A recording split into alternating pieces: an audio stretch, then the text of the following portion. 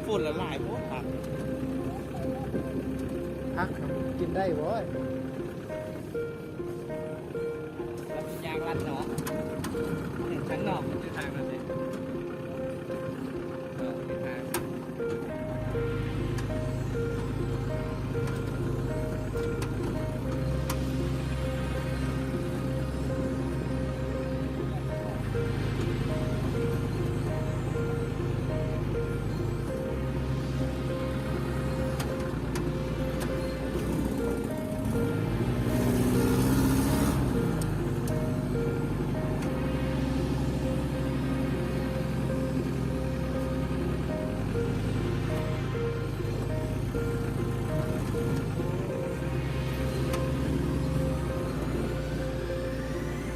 เห็นเขา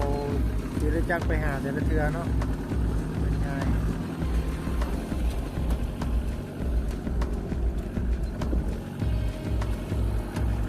ยากเลยมองเห็นเลยจบเป็นหนอกเลยเฮ็ดอย่างได้เดี๋ยวให้เขาเฮ็ดเพียงเลยให้เป็นคลื่นเลยนี่บุกโลทับใส่เลย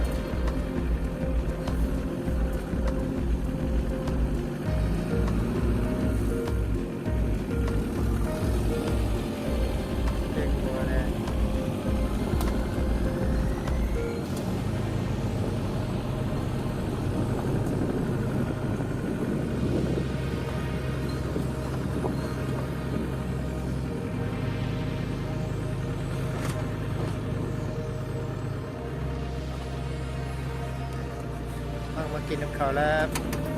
ซื้อปลามาปล่อยเขาเด้อบ่ยังว่ามาตอนนั้นป้าทุ่มเป็นสาวโอ้ยผมก็บอกเขาเลี้ยงเป็นปีเขากินต่อเดี๋ยวพอเท่าหมายซื้อปล่อยเขาตีน่าจะเป็นเราซื้อปล่อยเขา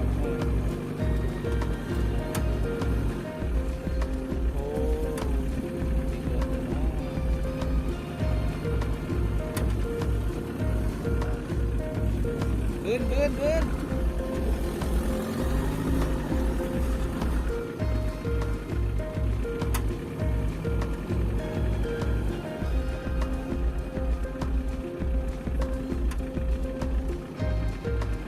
ชื่อรถต้องเป็นโฟวินนะ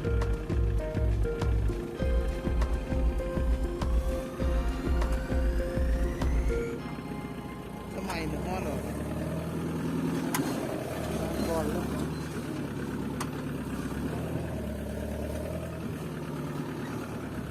รถเนี่ยนี่มาแล้วนี่กะยางđấy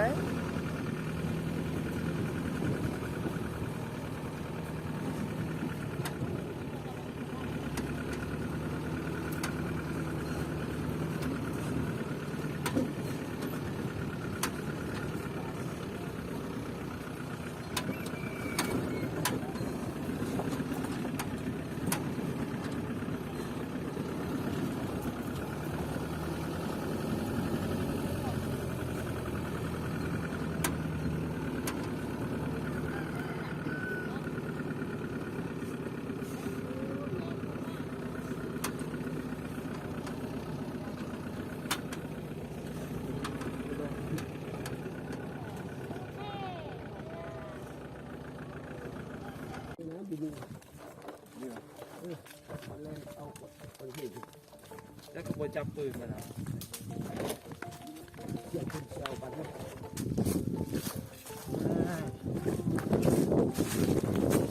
ั่นก็ค่ายอันนี้ลงไปป้ามันอยู่ใส่ละมันอยู่เบื้องบนแกมันค่ายมันจะเข้าไปค่ายไม่ค่ายตลาดดีมันเนาะยังฮอดเนี่ยโอ้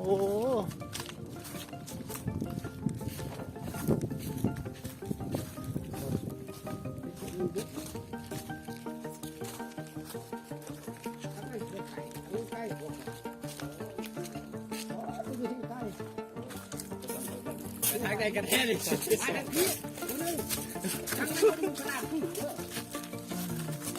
เซไปถ่ายรูปอ่ะ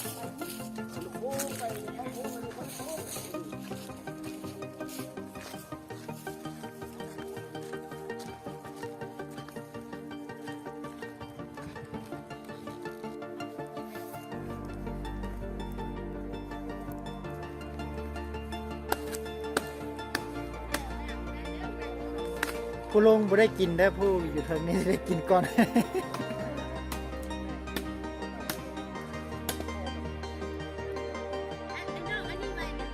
ว้าวมันโดดตามหน้าล่ะ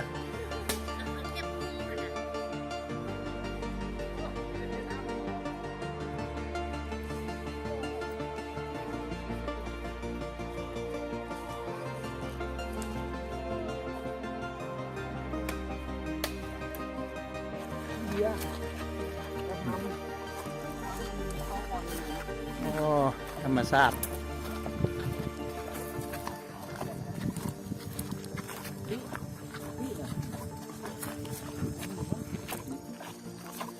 น้ำแรงก็แรงเนาะแรงแท้แรงกว่าเนาะ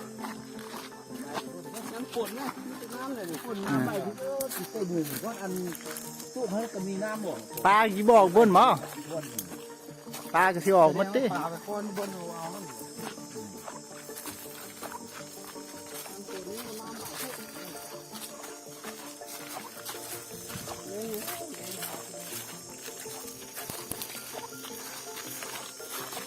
ลงบนเด็หีบมันตัวเป็นมันไงไอ้เบิ้งที่นายไทยมันมันคือจะเฮ็ดเงินเหรอคิดเล็กเหรอ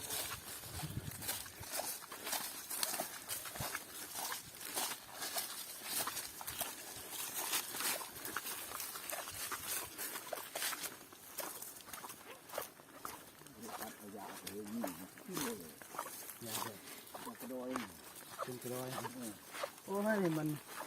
เบิ้งไงทำยาอยู่บนอินเทอร์เน็ตทำไมมันว่าซื้อต้องเข้าอ่ะมีตูนเฮ็ดพวกว่าก้นกระดอยเลยนั่งไปไหมทางไปรถนี่ก้อนก้นกระดอยแล้วก็ก้นกระดอยกระตุ้นมาค้อมวะไอ้เน่านี่เรื่อง บนไข่เน่า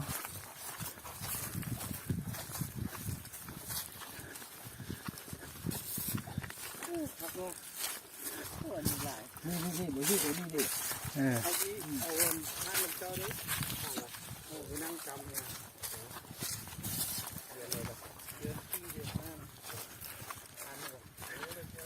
งามธรรมชาตินี่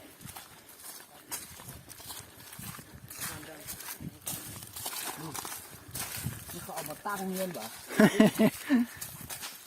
ง ามเนาะโอ้ไปนอนรี่กันได้ก็ได้นะ เจ็บดีให้แหละ งาม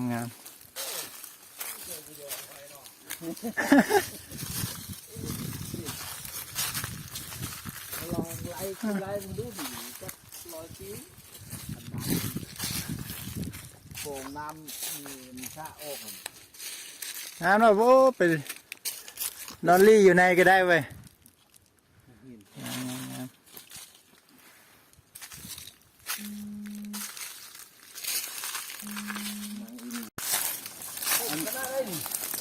เย็นดอนนี่นะอันนี่หมด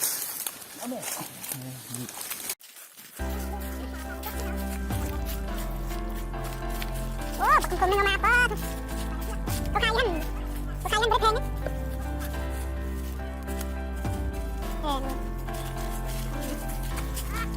อันนี้มาเตรียมในหลวงทางสองเป็นยัง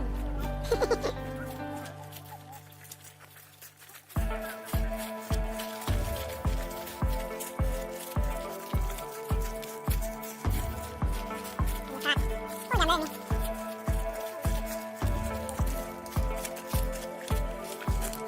ชุดมันไฟลาตาเลยคนขับเลย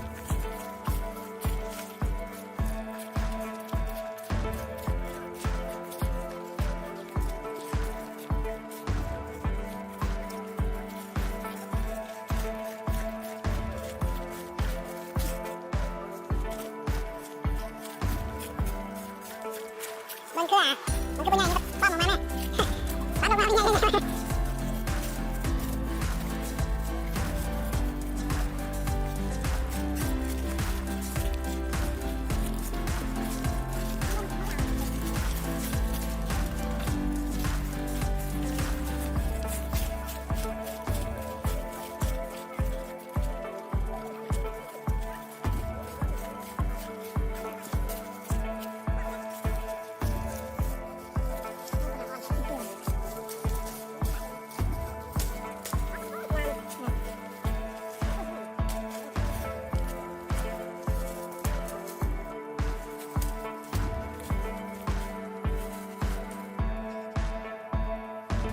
บ่มีน้ำบ่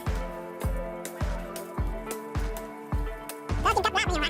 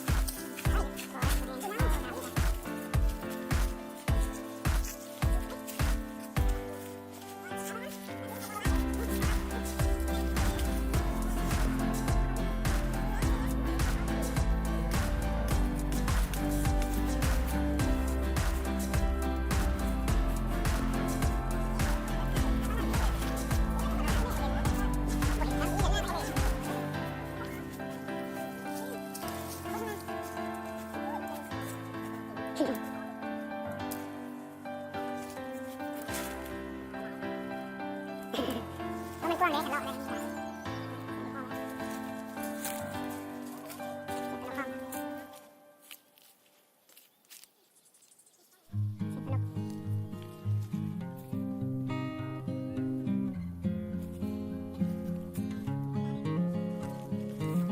ยังรอซื้อได้เห็นนายเนาะ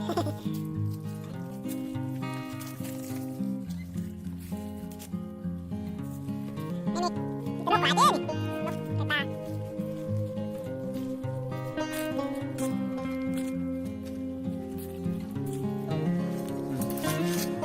รวมกัน พวกเราว่าเอาน้ำส้มน่ะ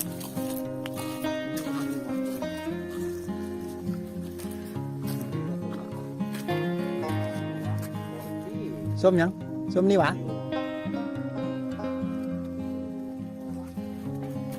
ถามเราเบิ่งกัน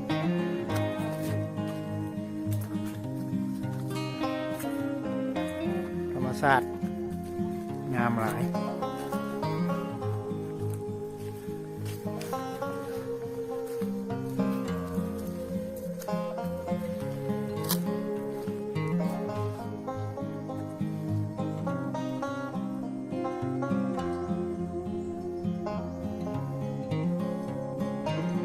เลี้ยงวัวนำอยู่นี่นะ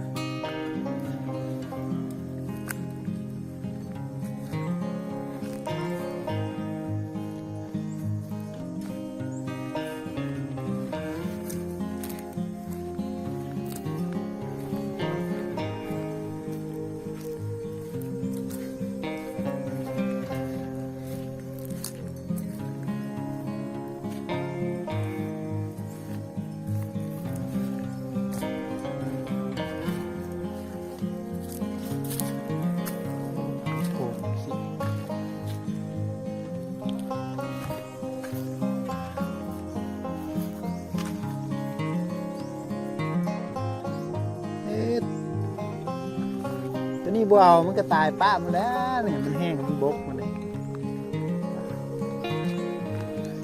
นั่นมันคอนมาเลยได้นี่ว้ากุ้งแม่น่ะนะแล้ว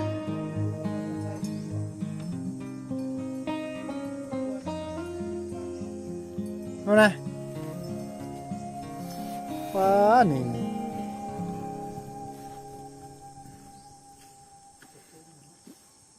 มันนะกวาดบนนั้นไหมบกลายรู้เลยเนี่ย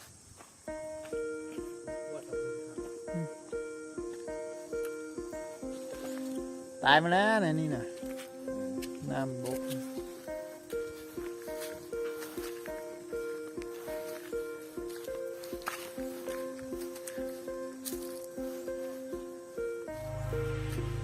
ตัวหนูตัวจอนฟอนกันสิหลายนี่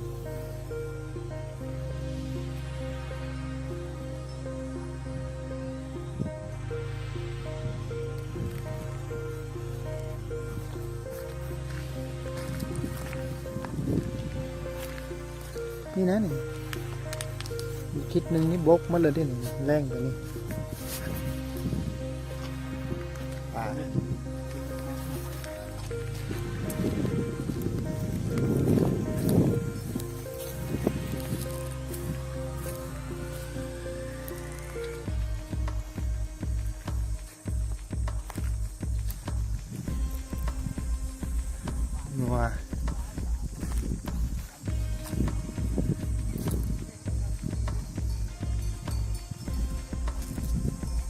คิดว่าเอาหญ้ามาให้มันกินติ้น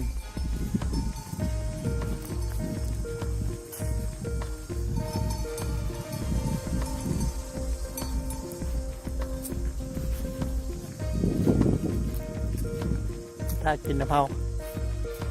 เนี่ยมันกินมีหญ้ามันเด้เคี่ยวหญ้าให้มันกินแน่น่ะ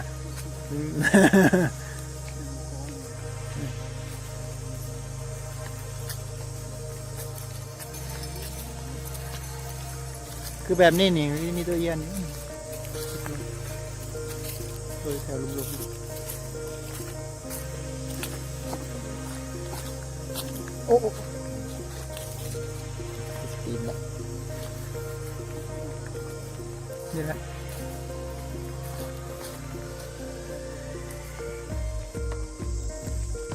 นี่บ่ฮอดหรอ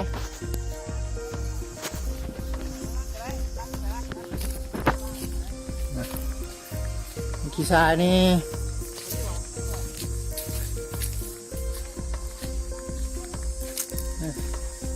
ล้างตัวกันเลยลงเครื่องเลยนี่เนี่ยมันเครื่องเฮียเนี่ยหรอบอก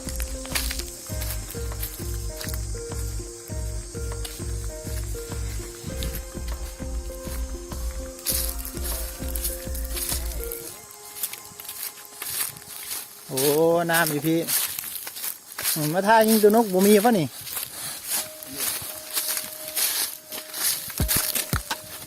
มา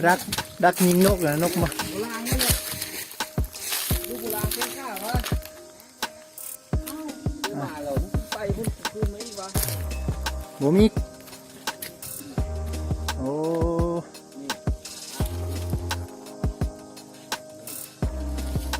โอ้ยนี่มาเลย